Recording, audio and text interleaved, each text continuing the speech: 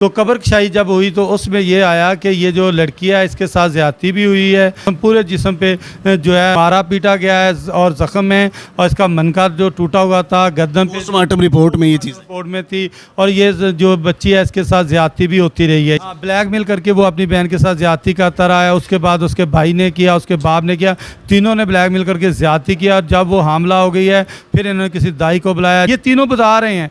तो जब दाई ने इनकार किया तो फिर इन्होंने ये प्रोग्राम बनाया कि इसको इस तरह कत्ल कर दिया जाए ताकि ये बात फैले ना। पता चल चुका था कि ये हमला हो गया है तो फिर ये लोगों ने इसलिए इसको कत्ल कर दिया कि ये आवाज़ ना फैले। और दूसरी ये वीडियो बना ली। ये वीडियो तब की बनाई है जब वो कत्ल हो चुकी होती।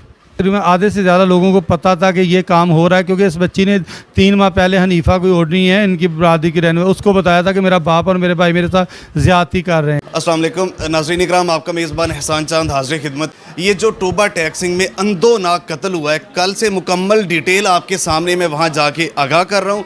एक एक चीज़ आपके सामने रख रहे हैं और हकायक जानने की कोशिश कर रहे हैं। और आपने कमेंट बॉक्स भी और फ़ोन्स भी आ रहे हैं कि जस्ट हमें ये बताया जाए कि ये कत्ल जिसने किया वो तो सामने आ गया, कत्ल हुआ क्यों है। और जो दूसरा बड़ा और तगड़ा सवाल था, पूरे गांव वाले और उसके ख़ानदान वाले वो ये पूछ रहे थे कि शहबाज ने खामोशी से वीडियो बनाई तो क्या शहबाज बचा नहीं सकता था, अपनी बहन को बचा नहीं सकता था। आज हम शहबाज के वकील के पास मौजूद है। शहबाज की वाइफ सुमेरा और शहबाज दोनों इनके पास आए और वकील कामरान ज़फ़र चौधरी साहब यहाँ पे जो टोबा टैक्सिंग जो है ना बाहर में मौजूद है और इन्होंने ही वो वीडियो इनके पास आई, वो यहाँ से वायरल हुई।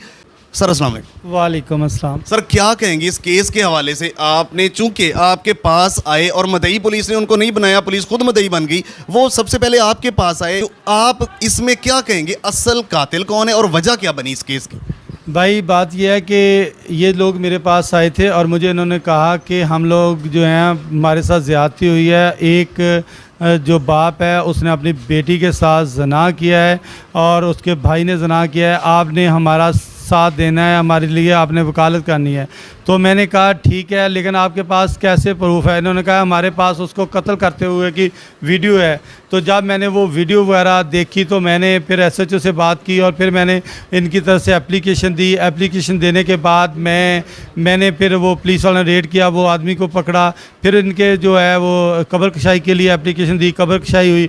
तो कब्रकशाही जब हुई तो उसमें ये आया कि ये जो लड़की है इसके साथ ज़्यादती भी हुई है ये साबित हुआ। और उसमें यह भी आया कि ये जो लड़की है इसकी डेथ जो है, इसका जो है पूरे जिस्म पे जो है मारा पीटा गया है और ज़ख्म है और इसका मनका जो टूटा हुआ था गर्दन पे पोस्टमार्टम रिपोर्ट में ये चीज़ रिपोर्ट में थी। और ये जो बच्ची है इसके साथ ज़्यादती भी होती रही है। ये सारा कुछ हुआ और जब ये रिपोर्ट आई तो फिर SP इन्वेस्टिगेशन ASP साहब और इलाका के जो SHO साहब थे और डिस्ट्रिक्ट जो प्रोसिक्यूटर हैं वो और बहुत सी एजेंसियाँ जो हैं उन्होंने कहा कि हम इनको भी शामिल तफ्तीश करना चाहते हैं कि ये कैसे हो सकता है कि बहन को सामने कत्ल किया जाए और भाई जो है और उसकी बीवी है वो जो है वो वीडियो बना रहे हों।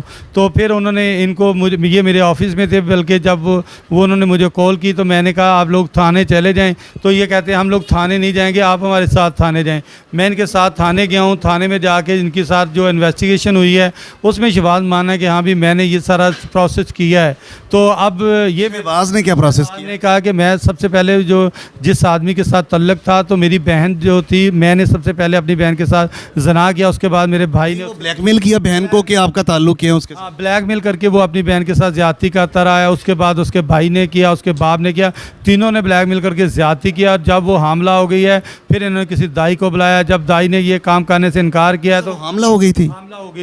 और फिर जब ये तीनों बता रहे हैं तो जब दाई ने इनकार किया तो फिर इन्होंने ये प्रोग्राम बनाया कि इसको इस तरह कत्ल कर दिया जाए ताकि ये बात फैले ना। और क्योंकि उसके बारे में पता चल चुका था कि ये हमला हो गया है तो फिर ये लोगों ने इसलिए इसको कत्ल कर दिया कि ये आवाज़ ना फैले। और दूसरी ये वीडियो बना ली। ये वीडियो तब की बनाई है जब वो कत्ल हो चुकी होती।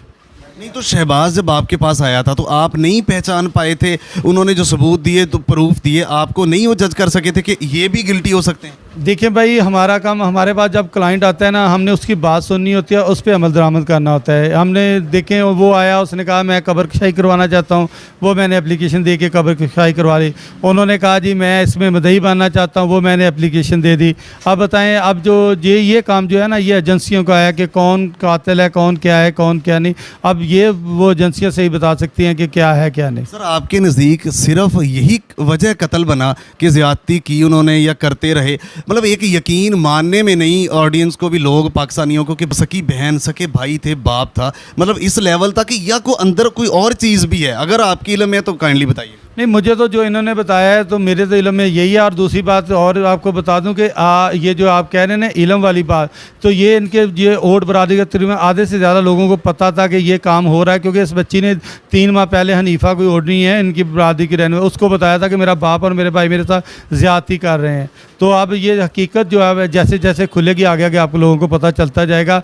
इसमें जो ज़ालिम है और जो मज़लूम है, इसके जो तफ्तीश होगी तभी पता चलेगा कि कौन ज़ालिम है कौन मज़लूम है। अच्छा, ये तीनों बयान पुलिस को यही दे रहे हैं कि ये हमने किया है ऐसा? ये चारों लोग शामिल हैं, ये तीनों तो बयान दे रहे हैं, और चौथी जो सुमेरा है वो भी मान रही है कि ये कत्ल जो है जो मेरे सामने हुआ और मैंने पानी ला के दिया है, और ये सारा काम जो वीडियो तो कुछ देर किया है, लेकिन कत्ल बहुत पहले हो चुका था। नहीं, लेकिन वीडियो के दौरान भी तो जो भाई है ऊपर मतलब बैठ के कर रहा, वो सिर्फ एक ना, ये कह सकते हैं कि वो बकौल उनके कि हम लोग दूसरे लोगों को इस तरह तासर देना चाह रहे थे कि ये भाई ने कत्ल किया है, और उस टाइम कत्ल हो, ताकि हम लोग ही इसमें मुद्दई बने, और मुद्दई बनने के बाद अपने बाप और भाई को दोबारा उनके ये पुलिस की तफ्तीश से ख़त्म करवा के हम लोग आज़ाद इस माशरे में घूम सकें। बहुत शुक्रिया। Thank you.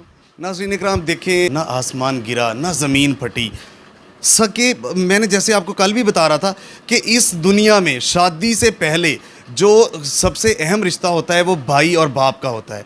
शादी के बाद बेटा और खामद होता है। तो यही साहिबान और यही छत होते हैं, और इन्हीं रिश्तों से वो महफूज नहीं थी, और यही रिश्ते तोते की तरह बोल रहे हैं, जैसा कि वकील साहब ने बताया। तो ये वकील साहब का मौक़िफ़ हमने आपके सामने रखा। उम्मीद है आपको बहुत सारे सवालों के जवाब मिल गए होंगे। हमें देखने का बहुत शुक्रिया। मिलते एक नए प्रोग्राम के साथ, तब तक के लिए अल्लाह निगहबान। पाकिस्तान हमेशा जिंदाबाद।